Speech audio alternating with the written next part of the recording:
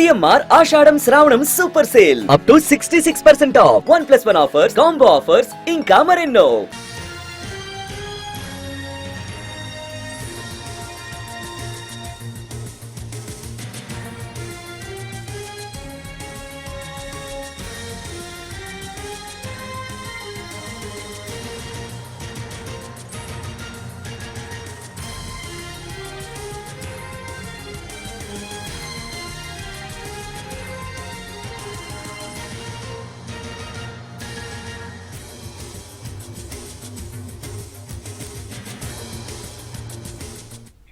హైదరాబాద్ సృష్టి tube centre నిర్వాకంలో సంచలన విషయాలు బయటకొస్తున్నాయి. పిల్లలు పుట్టడం లేదని సృష్టి ట్యూబ్ సెంటర్ ని ఆశ్రయించింది ఓ జంట.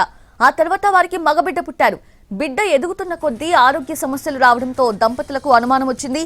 మరో డాక్టర్ ని సంప్రదించారు. బాబుకి టెస్టులు చేయించారు. అందులో బాబుకి క్యాన్సర్ ఉన్నట్టు తేలింది. దాంతో తల్లిదండ్రులు షాక్ కి గురయ్యారు. వైద్యుల సలహాతో డిఎన్ఏ పరీక్షలు చేయడంతో స్పెర్మ్ తమది కాదని నిర్ధారణ అయింది. దాంతో పోలీసులకు ఫిర్యాదు చేశారు బాధితులు. అయితే 9 ఏళ్ల క్రితమే హాస్పిటల్ ని అధికారులు సీజ్ చేశారు. ఆ తర్వాత కొన్నాళ్లకు అక్రమంగా అనుమతులు పొంది మళ్లీ నిర్వహిస్తోంది డాక్టర్ నమ్రత. వైజాగ్ లో ఉన్న సృష్టి టెస్ట్ ట్యూబ్ బేబీ సెంటర్ లోను పోలీసులు తనిఖీలు చేస్తున్నారు. హైదరాబాద్ లో ఉన్న హాస్పిటల్ సెంటర్లో రెవెన్యూ, పోలీసులు, వైద్య శాఖల ఉన్నతాధికారులు సోదాలు చేస్తున్నారు. అయితే సికింద్రాబాద్ లో ఉన్న సృష్టి టెస్ట్ ట్యూబ్ బేబీ సెంటర్ లో అక్రమంగా పెద్ద ఎత్తున వీర్యం నిల్వలున్నట్లు పోలీసులు గుర్తించారు. కొందరు యువకులకు డబ్బు ఆశ చూపి డాక్టర్ నమ్రత వీర్యం సేకరిస్తున్నట్లు పోలీసులు గుర్తించారు. డాక్టర్ ని అదుపులోకి తీసుకుని విచారిస్తున్నారు.